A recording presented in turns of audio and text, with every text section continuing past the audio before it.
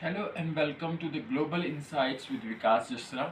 I'm going to give you a short speech of 4 to 5 minutes on India-China friendship and Pan-Asianism. Hope you would like it.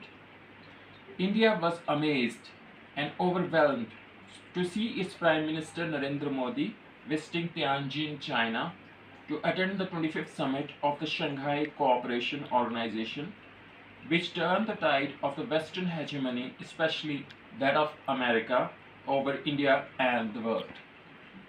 This incident had a precedent in the shape of Chinese statesman Sun Yat-sen's speech on Pan-Asianism in Kobe, Japan on November 28, 1924.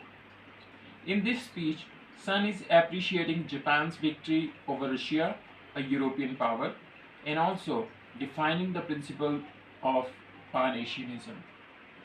Here are some of the important points of this speech in Sun's own words. Asia, in my opinion, is the cradle of the world's oldest civilization. Several thousand years ago, its people had already attained an advanced civilization. The Westerners consider themselves as the only ones possessed and worthy of true culture and civilization. Other peoples with any culture or independent ideas are considered as barbarians. To oppress others with the cult of force, in the language of the ancients, is the rule of might. Therefore, European civilization is nothing but the rule of might. However, there in Asia is another kind of civilization superior to the rule of might. The fundamental characteristics of this civilization are benevolence, justice, and morality. Such a civilization, in the language of the ancients, is the rule of right. One may say, therefore, that Oriental civilization is one of the rule of right. Benevolence and virtue must be the foundations of Pan-Asianism.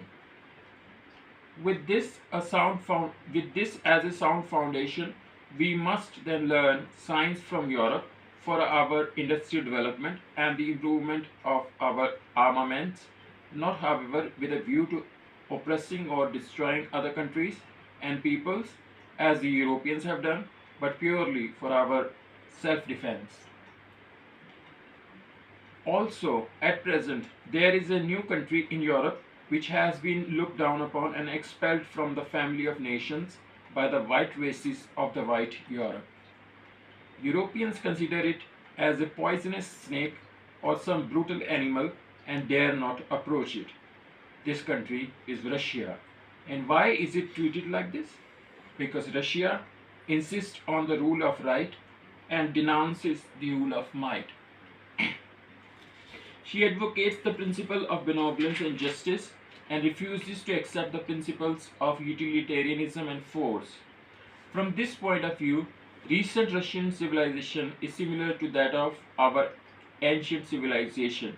Therefore, she joins the Orient and separates from the West. And now I will be sharing my understanding of the concept of Pan-Asianism and its impact on India and China. I think that with the idea of Pan-Asianism in mind, the leader of the two countries could talk and generate ideas to solve the long pending border disputes between the two countries and find ways to enhance bilateral trade. Furthermore, I believe that they have already made a beginning in this regard with BRICS, and they only need to sustain this relationship for the benefit of the future generations of the two countries. However, the friendship and cordial relationship between India and China should not be totally based upon or encouraged by the principle of Pan-Asianism or the rule of right, and should have a strengthening factor or a country like Russia coordinating between India and China to make this relationship a relationship of longevity and stability. And I'm sure that if that happens, then it will give a befitting reply to the American hegemony over the world and will solve many of this world's problems generated due to Western hegemony and authoritarianism. Thank you.